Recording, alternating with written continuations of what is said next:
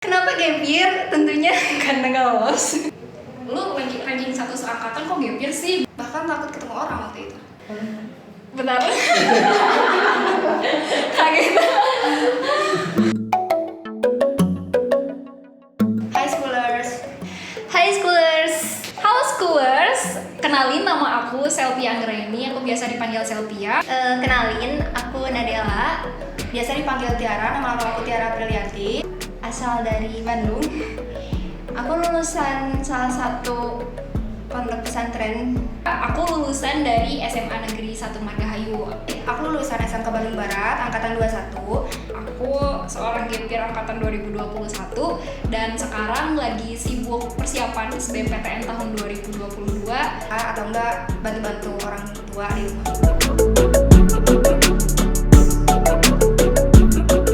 Apa ya, gap year tuh gap year tuh kayak gap itu kan jeda ya. Gap year, jadi itu tuh kayak jeda setahun. Kalau gap year itu jeda 1 tahun ya untuk melanjutkan ke jenjang selanjutnya. Kayak jadi setahun itu kita nggak terikat di institusi pendidikan manapun. Itu masa dimana seseorang yang udah lulus dari sekolah terus gak langsung milih untuk melanjutkan pendidikan selanjutnya ke pendidikan yang lebih tinggi. Kalau misalnya ada yang gap year itu biasanya ketolak, biasanya gap year itu, atau enggak ada yang mau kerja dulu. Itu sih setahu aku. Kenapa gap year? Tentunya karena nggak lolos. Pertama karena ditolak berkali-kali. Aku gap year gara-gara ketolak kemarin 4 kali ini. Iya sih, terus kayak kan sebenarnya kalau nggak lolos di PTN itu bisa masuk swasta dan sebagainya ya. Terus waktu itu aku belum siap untuk masuk swasta. Karena yang aku cari itu kayaknya gak bisa kalau aku lanjut ke swasta, jadi aku Karena merasa melakukan banyak kesalahan di tahun 2021 yang akhirnya bikin persiapan masuk SBMPTN aku di tahun 2021 gak maksimal. Akhirnya memutuskan untuk gap year biar bisa mengulang semuanya dari awal di tahun 2022. ceritanya aku itu daftar Poltekkes 2 kali, jalur Simama sama jalur Mandiri. Aku ketolak di dua-duanya. Aku ngejar jurusan yang cukup tinggi passing grade-nya. Nah, terus aku daftar Polban juga. Terus aku ketolak. Nah, aku daftar UIN jalur Mandiri, ketolak juga.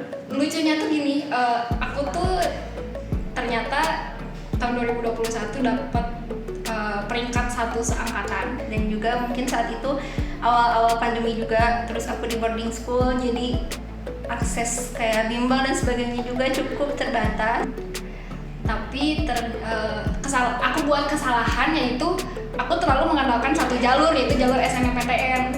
Jadi aku belum sempat menyiapkan jalur SBMPTN dengan maksimal. Terus pas pengumuman SNMPTN ternyata aku gagal. Aku daftar waktu itu ke Universitas Brawijaya dan Universitas Jember. Waktu itu aku milih FTI ITB. Terus setelah gagal SNMPTN sempet hilang arah lah karena merasa belum punya persiapan yang maksimal. Ya udah, daripada aku langsung ke swasta, aku memutuskan untuk gap year, walaupun itu nggak ada di planning aku di tahun ini.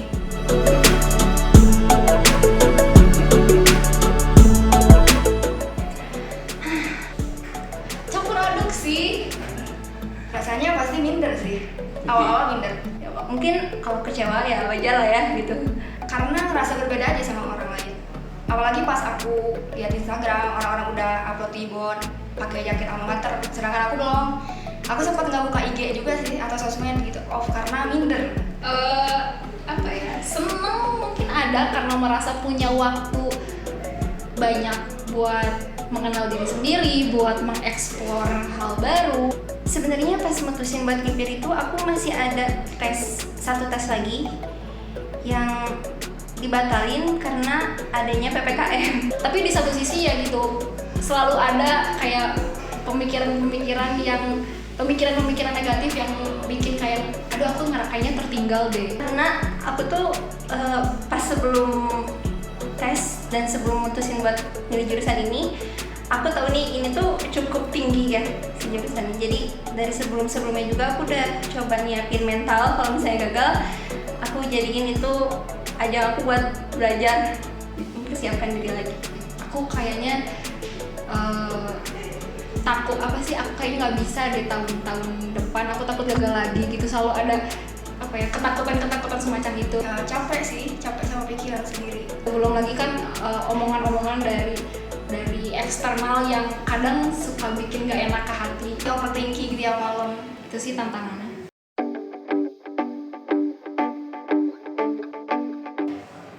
Kalau waktu itu orang tua apa ya? Bersyukurnya sih orang tuaku suportif, maksudnya nggak yang gimana harus masuk tahun ini banget, enggak. Dukung aja sih, ngebebasin, karena aku kelahiran 2003 juga, jadi masih bisa. Jadi kalau misalkan dilihat dari umur nggak terlalu tua lah untuk lanjut untuk gap year dulu gitu. Kalau orang tua sih ngedukung aja sih, sebenarnya support. Cuman kadang kalau kekhawatiran orang tua mungkin pasti ada ya, apalagi omongan kayak orang-orang di luar itu kadang-kadang agak ya belum tahu gap year kali ya, banyak yang belum tahu gap year. Tapi tahun ini harus kuliah katanya. Nggak boleh gap year lagi, 1 tahun dikasih.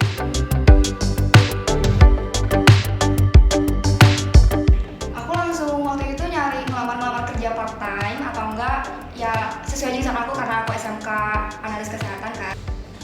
Sama gap year ini aku tentunya belajar buat UTBK Kan jurusannya. Ya udah aku daftar ke lab 3 kali, ternyata nggak ada panggilan. Ya udah sampai sekarang aku ngelanjutin aja belajar UTBK atau enggak nyiapin buat daftar poltekkes lagi.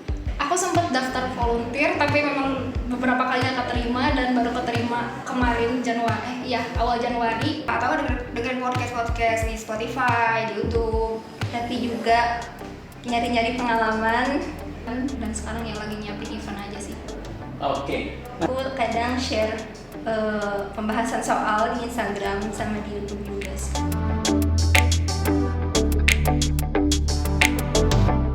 Gap year dan nganggur, mungkin Enggak sih, kalau gap year tuh kita ada yang dikejar gitu. Ada kita punya tujuan. Kalau beda tipis sih, tergantung orang nilai kita gimana.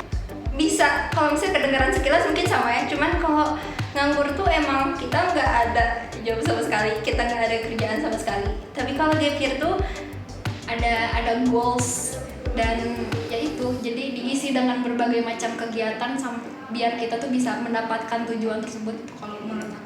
Kalau misalnya diisinya nggak produktif ya berarti nganggur. Kalau misalnya diisi kayak nge-explore hobi, ya lebih mengenal jati diri, lebih itu deh produktif, itu enggak nganggur. kita emang jeda dulu, nggak terikat gimana pun, cuman kita tentunya bisa berkarya, kita bisa ngelakuin banyak banget kerjaan-kerjaan positif lainnya, jadi nggak nganggur juga sih. Kalau nganggur ya udah gitu, ngambang, kamu nggak tahu mau kamu apa, kamu nggak tahu tujuannya apa, cuma bangun tidur lagi.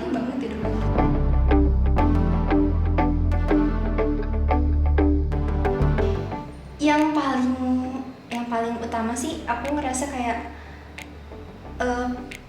pengalaman kayak pelajaran jadi manusia sih. Aku belajar buat jauh lebih sabar. Gap year. Mungkin lebih mengenal diri sendiri, terus aku jadi tahu kalau misalnya kesukaan aku tuh di mana, skill-skill baru aku tuh mulai kelihatan. Belajar buat lebih ya sabar, karena aku ngerasa aku nggak perlu bersaing sama orang lain. Gitu, misalnya kalau kita suka musik, kita lebih sering nyanyi yang sebelumnya belum dilakuin sebelum gap year. Aku belajar bahwa timeline setiap orang itu beda-beda, jadi walaupun sekarang aku masih belum fix nih bakal keterima di mana, tapi ya udah yakin aja, ngalir aja, usaha aja terus. Maksudnya belajar buat memanusiakan manusia gitu. Walaupun misalkan kadang suka insecure ngeliat teman-teman ada yang udah keterima, ada yang udah jadi apa di tempat kuliahnya, sedangkan aku masih nyari ini siapa nih apa nih PTN yang mau nerima aku gitu. Kayak kita tuh kadang-kadang menasehati orang lain, tapi secara gak langsung kita tuh ngejudge orang itu gitu. Kita mendikta orang itu untuk melakukan sesuatu, tapi kita tuh nggak pernah tahu apa yang mereka jalanin, jadi aku sekarang kayak lebih coba menghargai pendapat orang lain sih. Takut gagal lagi sih. Ketakutan terbesar ya kan karena di sini tujuan utamanya buat masuk PTN nih. Tentunya ketakutan terbesarnya kadang-kadang mikir kalau gak masuk gimana nih gitu kan. Takut pasti, takut, bahkan takut ketemu orang waktu itu. Apa sih? Karena dapat ranking satu angkatan itu. Jadi kan orang-orang mikirnya lu ranking satu seangkatan kok gap year sih gitu. Ya itu emang realitanya kayak gitu sih. Maksudnya kadang-kadang ada juga kayak tetangga-tetangga itu omongannya kayak, oh jadi sekarang tuh gak ngapa-ngapain ya, padahal kan Yang ranking di bawah aja misalkan mereka pada dapat PTN, lo kok gap year gitu. kayak aduh ini 24/7 tuh kita belajar loh gitu. Takut ditanya, misalnya kalau ditanya kuliah atau kuliah di mana, itu tuh kalau ditanya kayak gitu, aku jawabnya kayak gagu gitu karena langsung tertekan gitu pasti. Itu sih yang bikin agak pressure-nya tuh dari situ.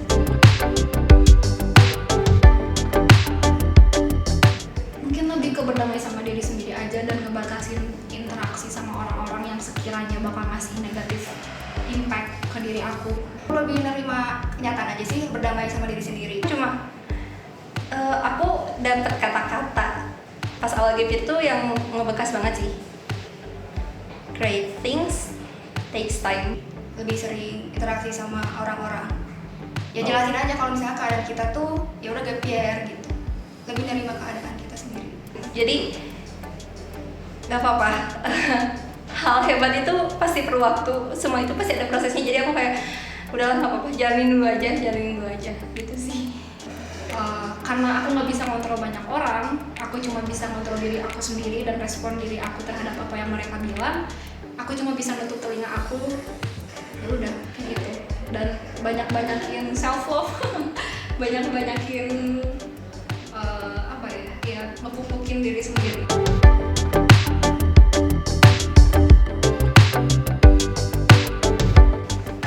Buat teman-teman semua yang gap year, Ada sih tips dari aku tuh masalah waktu time management. Jangan overthinking. tenang. Atau mungkin buat teman-teman semua yang mungkin lagi mikirin gap year atau sekarang lagi gap year juga, you're not alone. Kalau misalnya kalian overthinking itu bakal gagal deh, pokoknya kacau semuanya. Pikiran kalian bakal terganggu. Karena kan orang-orang tuh mikirnya kalau gap year, oh kita punya banyak waktu nih, kita bisa melakukan apa aja segala macam. Tapi justru itu bisa jadi suatu bumerang, bisa jadi jebakan. Karena kita kan nggak sekolah, nggak stick sama suatu rutinitas.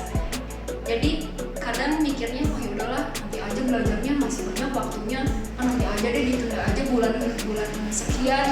Kalau menurut aku, kalian langsung aja fokus sama tujuan kalian ke depannya mau ambil apa. Kalau misalnya kalian mau UTBK, ya udah kalian langsung start belajar. Kalian boleh nyicil materi-materi kayak gitu. Soalnya kan masih lama. Terus tanpa disadari akhirnya malah kebablasan, sadar-sadar udah Januari, terus belum persiapan sama sekali dan akhirnya nanti malah mengulangi kesalahan yang sama. Itu tips pertama. Kalau tips kedua, kalian kalau misalnya mau explore lebih dalam lagi, boleh deh kalian misalnya kayak ikutan kayak webinar kayak gitu sih, nambah-nambah ilmu. Jadi aku harap memang gunakan tips dari aku, gunakan gap year ini semaksimal mungkin, gunakan waktu yang kalian punya semaksimal mungkin buat ngegali semua potensi yang kalian punya. Kalian nggak sendirian, banyak juga teman-teman sekarang yang lagi berjuang buat gap year. Tetap semangat, fokus ke depan, spion kanan kirinya dilihat sesekali aja, gak usah terlalu fokus sama omongan orang lain. Dan sukses selalu. Aku mau, mungkin ini buat teman-teman gap year angkatan berapapun, terus termasuk buat diri aku sendiri, aku mau bilang terima kasih banyak karena udah mau berjuang sampai di titik ini. Terima kasih banyak karena udah nggak nyerah. Terima kasih banyak karena udah mau terus maju, walaupun aku tahu pasti berat, pasti susah, pasti berkali-kali dapat omongan gak enak dari berbagai macam pihak. Tetap semangat, perjuangan kita belum beres. Gak apa-apa kita berdarah-darah dulu sekarang, kita berjuang mati-matian dulu sekarang biar nanti ketika pengumuman kita dapat apa yang kita pengen. Buat teman-teman yang udah nonton video ini, makasih banyak. Jangan lupa subscribe juga di YouTube channelnya School Fest. Terima kasih semua udah nonton. Semangat perjuangan Gap Year. Semoga Oke. diterima ya. Ya, makasih udah nonton videonya Schoolers.